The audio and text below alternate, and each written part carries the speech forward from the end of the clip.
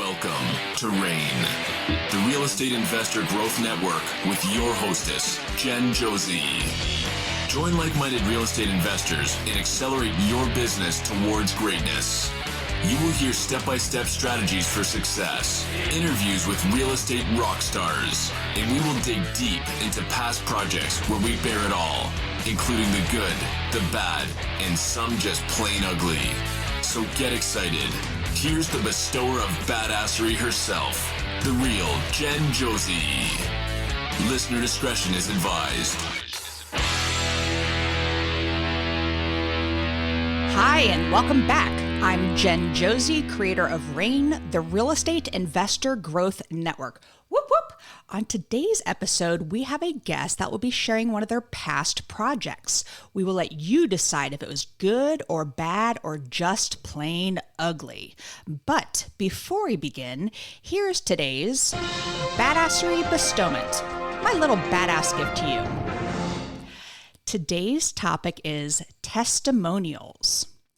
Anytime you are working with a seller or buyer, ask them for a testimonial, especially if you had a great experience with them. Testimonials are a brief written review of the services you provided for that client, whether it was buying their home or selling them a rehabbed project. Make sure you get their permission to post it to your website or other marketing materials. If you can get a photo of your client, or better yet, get a photo with your client, that will only improve the visibility of their statement testifying your superior qualifications. Testimonials are an excellent way for future clients to get a better understanding of what their experience will be like when they decide to work with you. So, when you are wrapping up a deal, don't forget to ask for that review. Now, on to today's episode of the Real Estate Investor Growth Network podcast. We have with us my new friend, Michael Glaspie.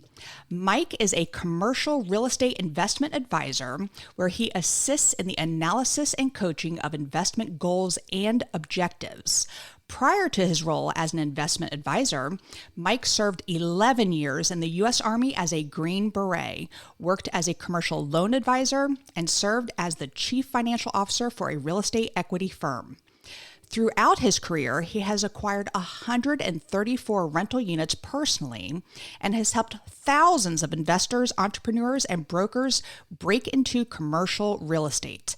Today, he's going to share one of his past commercial projects, and I can't wait to hear all about it. So welcome to the show, Michael Glaspie. Whoop, whoop. I'm happy to be here with the master of badassery herself. How you doing? How you doing?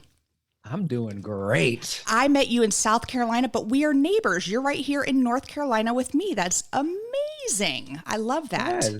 It seems like all the best people live in North Carolina. So ain't that the truth? Excellent. So I am so excited to hear you talk about one of your past projects, especially since a commercial project. It's a personal goal of mine to start doing more commercial. So I hope it is juicy and full of some nuggets. But before we get into that, tell us a little bit about your background, how you got involved in real estate, and thank you for your service, by the way.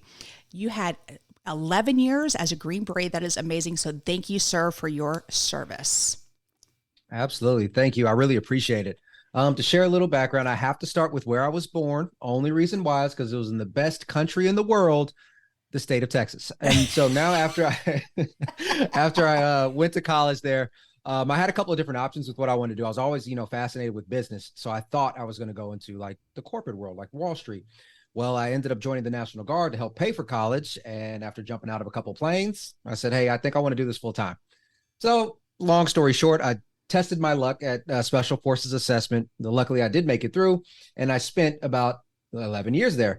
But it was right around like year 7 or so that I stopped having fun in the military. I had a couple of hard deployments. I ended up losing a couple of close friends. And so I started looking for another option. So I started investing in real estate on the side. And so I had my full-time job with the military, but I really found a passion for real estate and doing creative problem solving within real estate.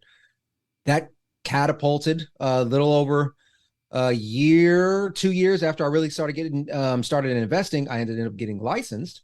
And then we created a team. And really, it's a culture where other agents can come and join us. And we all had investor mindsets.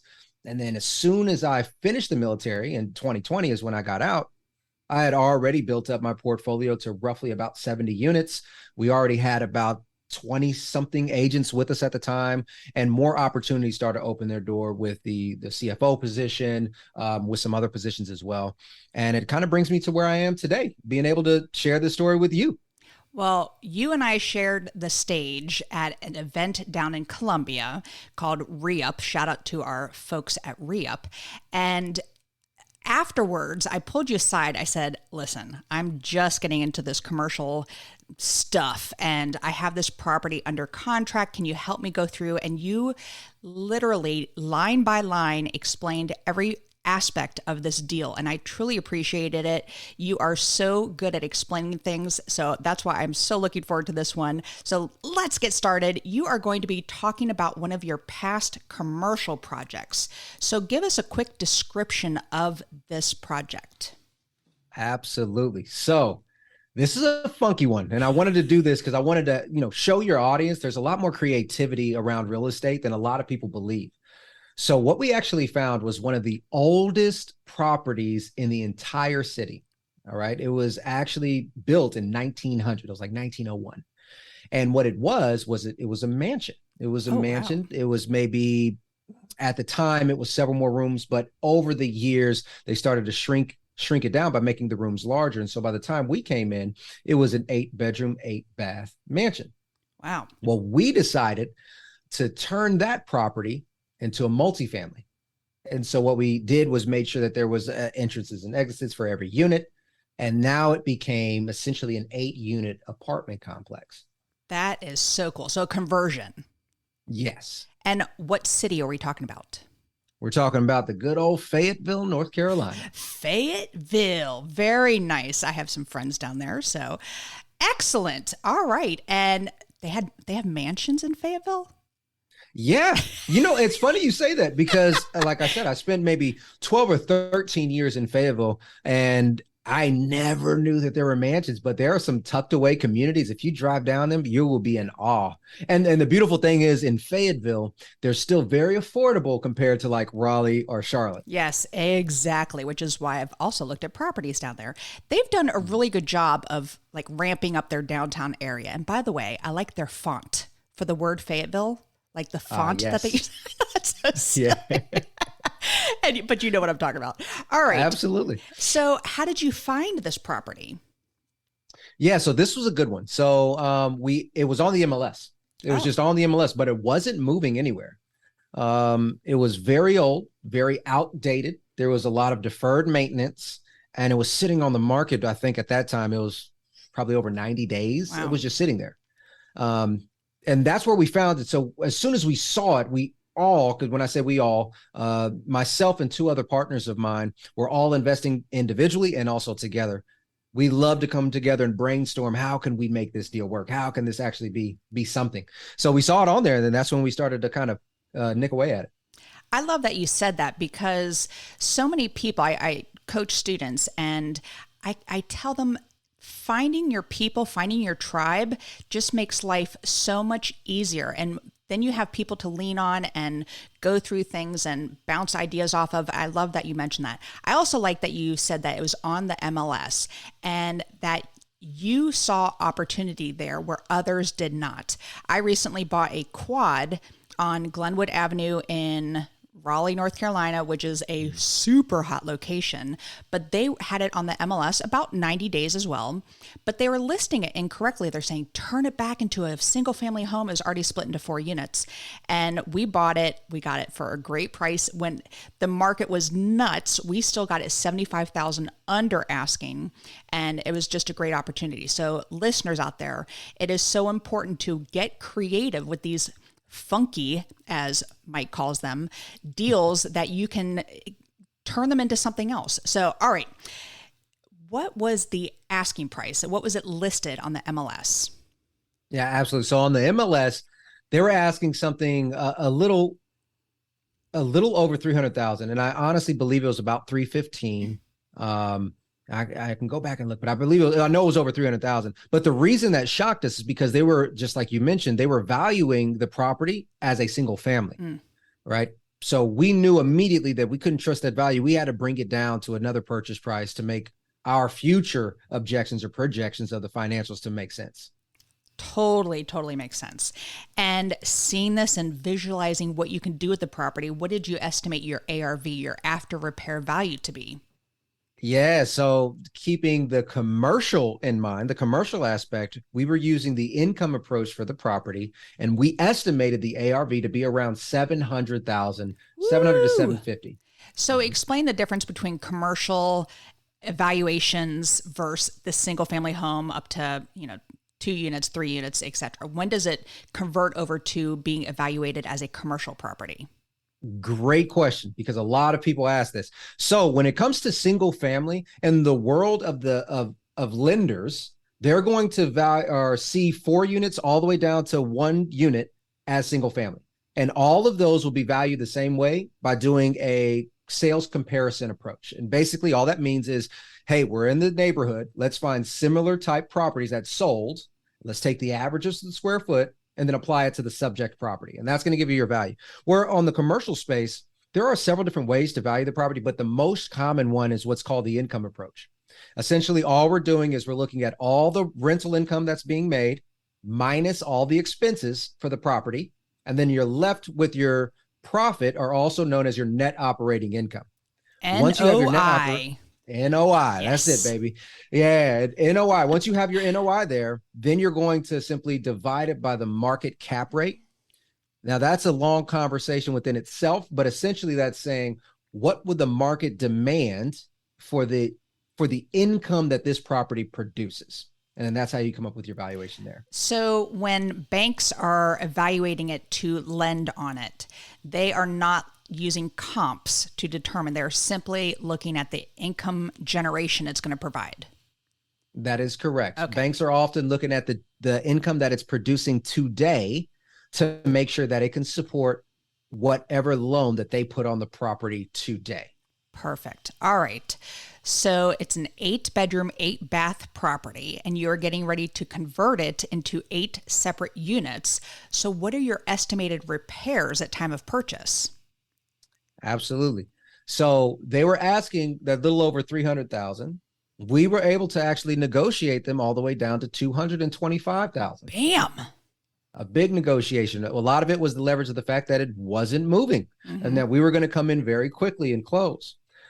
When we did our walkthrough with our contractors, we estimated a repair value around $175,000. And that is adding kitchen. Are you adding kitchens to these? No. So a lot of these had little kitchenette style locations all around. So primarily this was going to be the renovations as far as the painting. They're all hardwood floors. So all we're going to do is just refinish those. Some windows needed replacement and repairs. Some of the property's plumbing needed to be repaired. We added a full bathroom into maybe 2 of the units. We wanted to make sure that there was only 1 local laundry room. So we wanted to make sure that was built out a little bit nicer so all of these rooms can actually use that central location. There was actually a standalone property or building just a couple hundred feet away from the main building. So we wanted to refinish that one completely head to toe.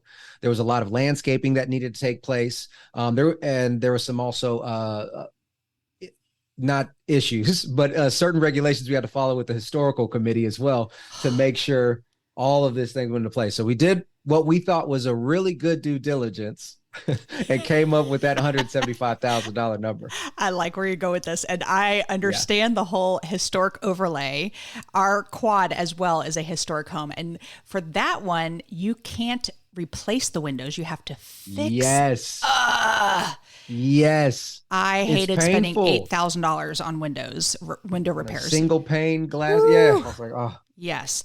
And you mentioned before in the beginning that you had to create a front entry and then a emergency exit. So how did you figure that out? Yeah. So most of these were already complete and we were able to just have one main entry and then have the windows that were accessible for them to get out. And so all those windows were in place. Most, believe it or not, most of the way that the property was designed had a lot of back doors. Okay. So it was very simple to just kind of give them that access. But primarily we had to change the locks on them. We had to make sure that they were up to code and things of that nature. So that wasn't too much of the renovation overhaul, the scope of work. We were able to kind of work with what we had. Okay. Now, big question here. How did you finance this deal? Oh, yes. So believe it or not, we got this property for what some people would call free. We did 100% financing on this. So what we did was we looked at, typically in the commercial space, when you have a property that needs a lot of renovation, meaning that it's not really going to produce income until that renovation is done, what commercial lenders will often offer is something called a bridge loan, or also known as a construction loan. Basically, they'll give you some of the purchase price plus some of the renovations as well. And typically they'll lend up to 75, 80% on that. And so you're responsible for 20%. Okay. So we got a bridge loan that covered most of the purchase and the renovation. And then we raised the other 20% through private money, just as debt. So it was just another loan that we had tied to the property for our private lenders. Okay. And private lenders are so great to work with because some people think, oh, they're lending me money. Thank you so much for lending. But no, you are growing their money. Private money lenders need you and your deals. So instead of money just sitting in a bank account, you're growing it typically at sometimes 8, 9, 10, up to 12%. Yeah, so, I love that you said that because everybody, that's one of the biggest obstacles that so many investors face in the beginning is, how am I going to ask these people for their money? No, you're not asking them for anything. You're presenting them with an opportunity. So I'm very glad that you said that. Yes, absolutely. So what was the percentage rate that you're paying? Excuse me, interest rate. Absolutely. So on the private money, it was only 6% interest. Ooh, okay. Yeah. And we had that property locked up for 5 years. Nice. All right. 5 years. So we could just essentially use it as a revolving line of credit in essence. And there was no points on the origination for that. Now, on the hard money, there was 3 points for the origination, and it was a 10% interest only payment. Okay. So that's where it started to get a little expensive. And points are 1% of the total amount that you borrowed, and that's paid up front. Yes. Yes, that is correct. That is correct. So 1 point would be 1%. So in this case, we paid 3% of our loan amount up front. Gotcha. All right. So what was your projected timeline versus your actual timeline? Because we know it's real estate, so it never goes smoothly. This is where it gets fun, guys. All right. This is where it gets fun. So we had done all the work. We talked to our contractors that we've worked with in the past. We had the scope of work laid out. Everything looked good for a 9-month timeline. 9 months. I would tell you this. We just finished our full refinance this year, a couple months ago, which led to a total project timeline of 22 months. Okay. That's not 22 horrible. months from, it's 22 is a lot worse when you're thinking it's only going to be 9. So it's not horrible, but it definitely hit us a different way for sure. Well, we're about to hit the 2-year mark on this project next door. So I feel your pain.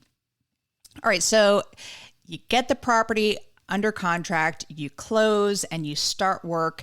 What were the surprises that happened during the renovations? Like what drew it out 22 months? Absolutely. So many. I'm still emotionally tied to this. No.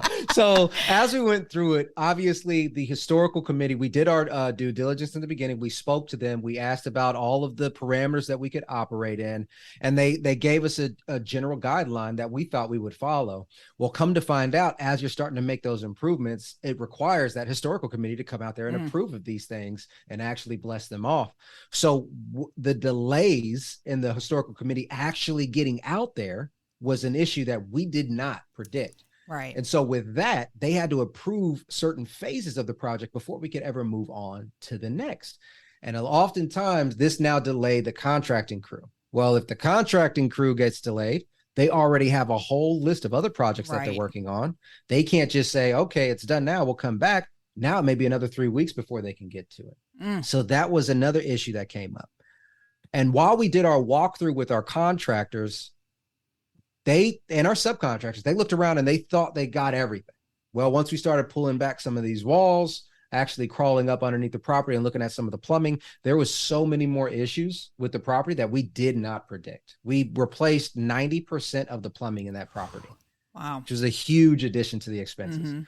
The HVAC units, all of them had to be replaced. So it's like all these things that were operating fine when we did our walkthrough, all of them just needed a few more months to just go to hell. And then we had to go back and replace them all. So there was a lot of, and the last one, this is another good one. We had our financing lined up for the refinance way in the beginning, which I highly recommend. Yes. Everybody do. Already know where your exit strategy is lined up.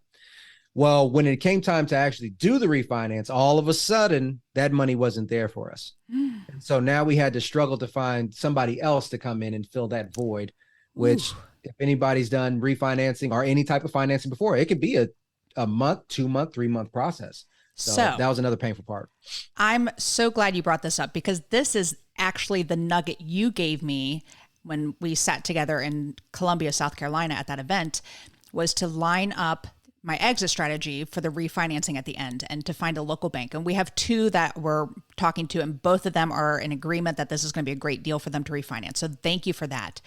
When we first bought, we have a cabin just outside of Boone, North Carolina, and it was a tiny cabin, 486 square feet, and we purchased it with private money, and it was a short-term rental. This was back in 2018. So we're thinking, we'll refinance it in, 6, 7, 8 months. It took us 2 years from the purchase date to finally put it into our name. And what we ran into was most banks don't like to finance things under 750 square feet. That was number one. It was not on a solid foundation. It was on the side of a mountain, kind of treehouse looking. And the fact that it was a short-term rental, because banks and lenders back then did not have that type of program to finance short-term rentals. So listeners, this is the biggest nugget from this, is to make sure you line up your refinancing back into your business, because our private money lenders had a clause, like if it hit a year, they went up. We were paying 16% interest. Ooh, that hurt. However, it was a cash cow. The people that were staying there, the guests, it totally paid it. We still profited quite a bit of money, but keep that in mind. So excellent. I'm so glad you brought that up. And thank you for teaching me that nuggetage. All right. So you're keeping this as a buy and hold, correct? Correct. Yes. So I normally, in past projects, I say, what did you end up listing it for, all that stuff, but you kept it. So let's kind of transition that to, what did you refinance it for, and where did you make money on that? So let's first start, because now you're getting ready to refinance it. What were your actual repairs? I know you budgeted for $175,000. What were your actual repairs? I can see your face. Make all of you happy. Yes. We budgeted for $175,000. Our actual repairs after it all came out to $315,000. Holy shit. That is crazy. Wow. Yeah. Oh. Yeah. It was pretty painful. It was pretty painful. Yes. That hurts. Oh my goodness. All right. And then the interest, because it went longer than you thought. But again, you're at 6 and 10%. So that's great. Yep. Do you remember what your interest was that you paid out when you refinanced it? Yeah. So what I did was I combined kind of interest and holding cost here. Okay. Because what ended up happening was, because we didn't have our exit finance lined up, we got charged an additional penalty to extend that out. Yep. Right. And then we had to then find the new loan, which we paid more points on. So the holding cost for this property was substantial. And over the course of not even a full 2 years, our holding cost was over $80,000. Wow. Yeah. Goodness. All right. So now you go to refinance it. You've taken this 8-bedroom, 8-bath mansion in Fayetteville, North Carolina, and converted it into 8 condos, essentially. And It's a buy and hold. So when you go to refinance it, now what is the value, or as we call it, stabilized value of this property? Yes. So we also made another mistake, just like you mentioned, where we did our projected performance off of short-term rental because we wanted to short-term rental all 8 units. And again, we had our initial financier lined up, and he's told us exactly how he would evaluate it, which is how we chose to evaluate it. Okay. So we can line it up with that lender. Since we had to change lenders, they had a different valuation method. Where we thought it was going to come out to $700,000, it actually only came out to $575,000. Okay. Right. So when I refinanced it, or when we refinanced, because this was me and a partner, we were able to take up to 75% of that, as most refinances allow you to do, which came out to about $430,000 is what we got back out of the deal. Okay. Explain that. So did you have to bring money to the table? Yes. Yes. Yeah. But it was also our investors' money that was brought to the table. Right. So in theory, what happened was our original loan amount, because we got 80% of the total project cost, was only $320,000 from the hard money lender. Okay. So when we got the $430,000 back on our refinance, we were able to pay off that hard money, lock in long-term debt, and then use that excess funds to start to pay back some of those investors. But luckily, our private money was on a 5-year term. So we could so we still have our time to pay that back, and we don't have any issues, or we don't foresee any more issues as far as paying that back, just with the cash flow on the property itself. All right. So how much are these rented out per unit? So since they're now on Airbnb, which they are. Oh, okay. So long-term wise, they would have been about $700 a unit. Okay. Right. That would have been like us pushing it. $650 would probably be more affordable. But now that they're on Airbnb, they're actually renting out. Obviously, it varies, but I would say on average, right around that $1,500 mark per unit. Nice. Per month. Yes. So $1,500 each, 8 units. I can't do math in my head. So what is this bringing in gross per month?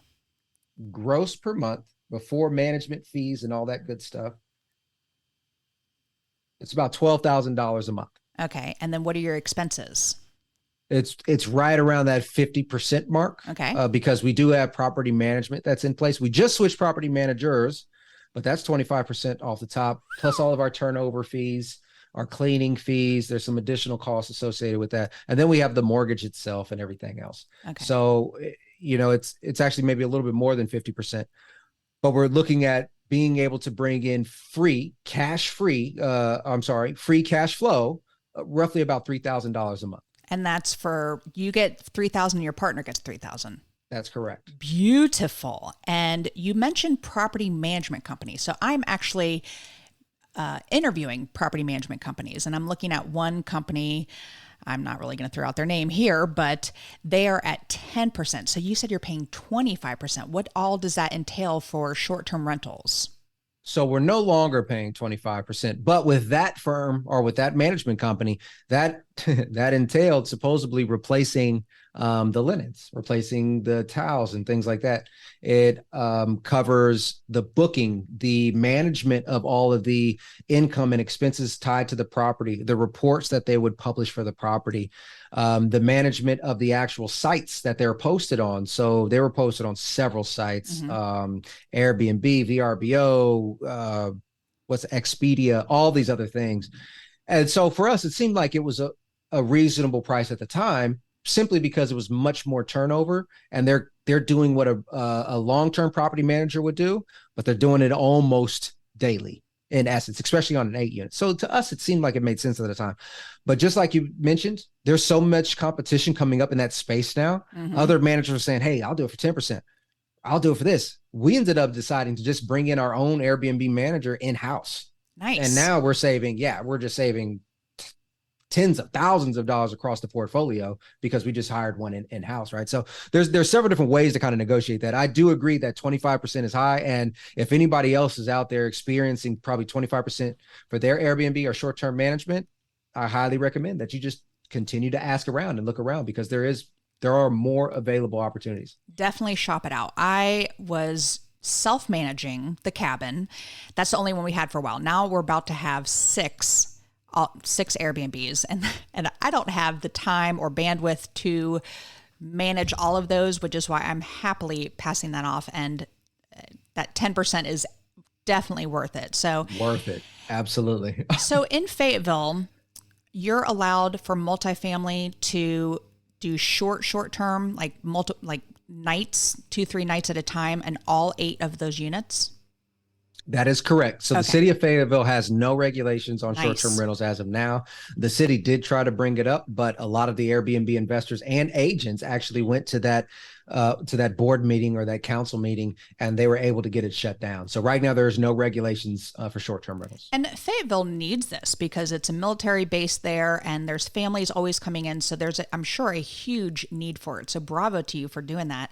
And the reason why I ask is because in Raleigh, if you have a multifamily, you can only rent out half as short term, or up to 2 units or something, whatever it is. So our quad, we can only do 2 units, just a few nights at a time, whereas the other 2, we will be doing 30-day minimum, which again, there's also a huge need for that because there's such a low inventory right now, and people are trying to move to Raleigh. I'm sure the same thing in Charlotte, and they need a place to stay while their house is getting built or redone or whatever it is. So thank you so much for that. I'm glad you kind of brought up those regulations because they're different from, even town to town, certain things. Right. And if you are going to get into the Airbnb, especially if you're making a huge investment like this, you want to make sure you look and see exactly what needs to be done in that area. So Mike, this was amazing. And this is totally cash flowing.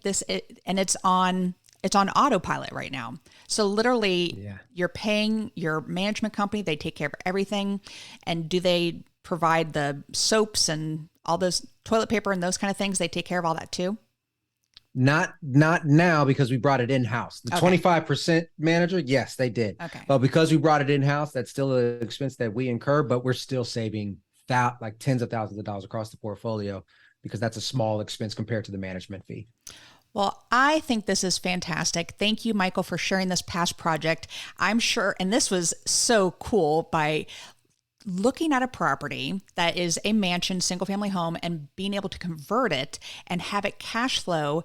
You even have a partner, so you're splitting these profits and still bringing in $3,000 a month for this. So great job. And the second half of the podcast is what makes Michael Glaspie a badass, which you are.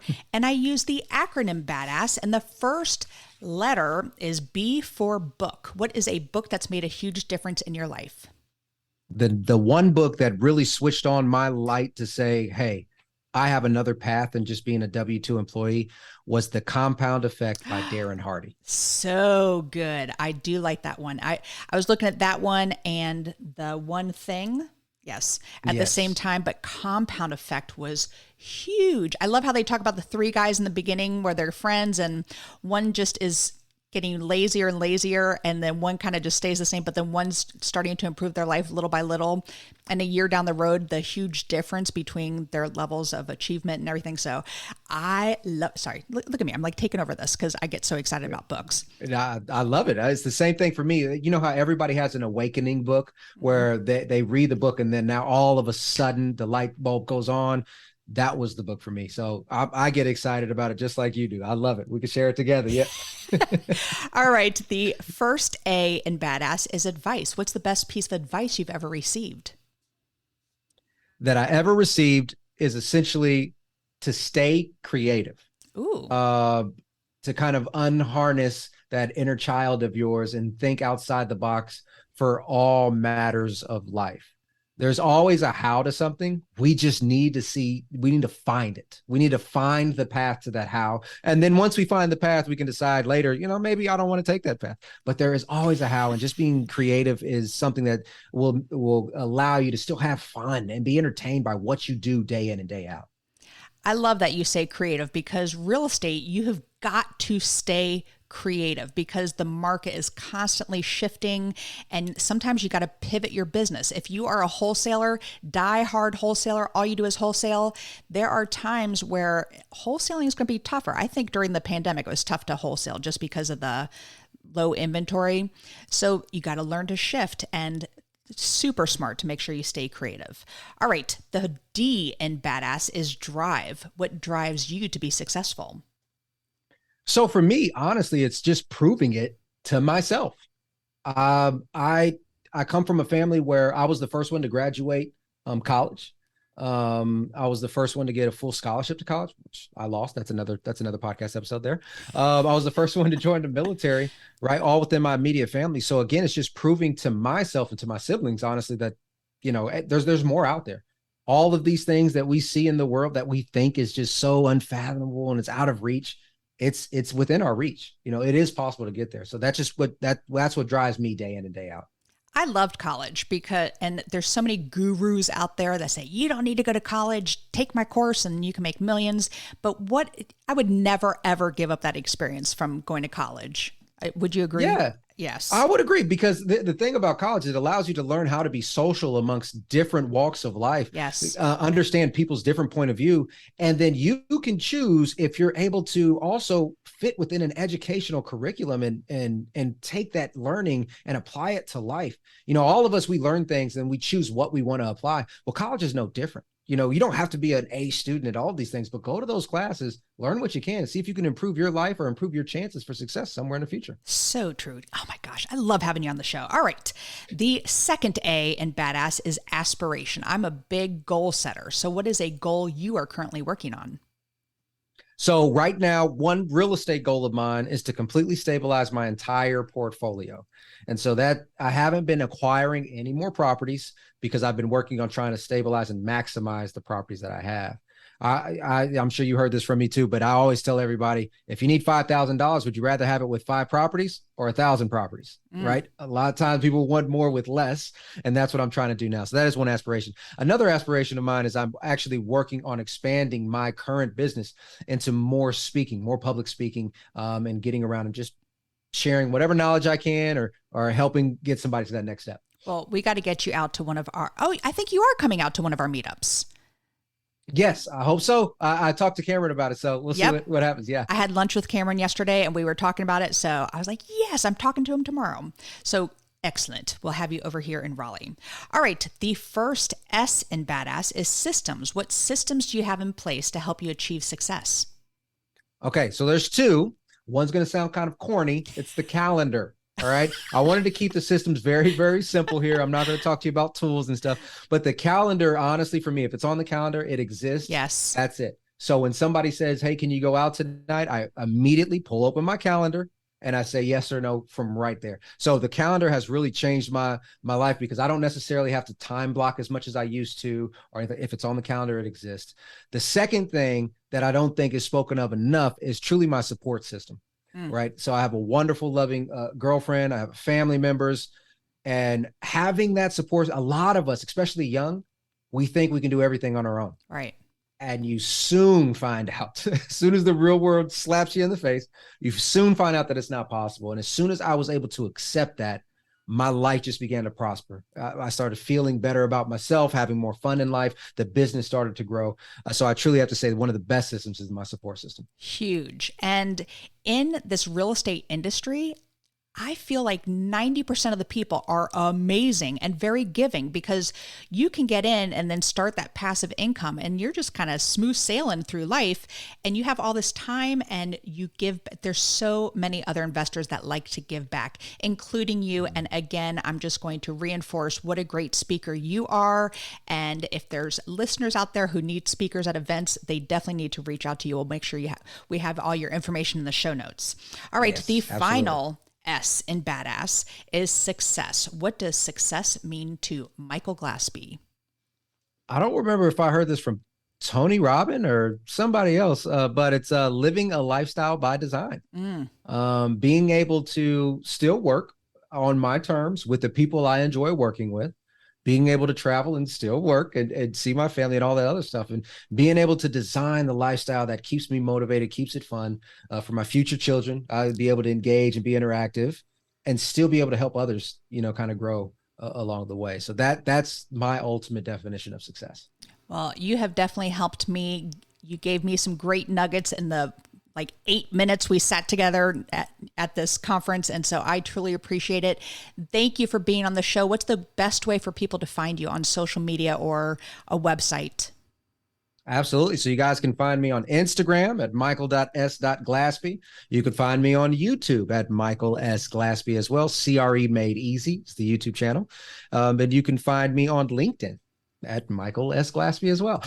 So it's all pretty uniform. Those would be some of the best ways. They all match up. So if you wanted to find me on Facebook or TikTok, it's all the same there too. But if you wanted to reach out to me, probably the best way would be on LinkedIn or Instagram. Wonderful. Well, thank you for being on the show. And that is all. Thank you for listening. And we will catch you on the next episode. Now go out there and share your badassery. And don't forget, make it a great day. Take care. Bye-bye. Whoop, whoop. Thank you for listening to RAIN, the Real Estate Investor Growth Network. Be sure to subscribe on your favorite podcasting platform so you never miss an episode. If you need more badassery, you can follow Jen Josie by visiting therealjenjosie.com or become a member of RAIN by registering on rainmastermind.com.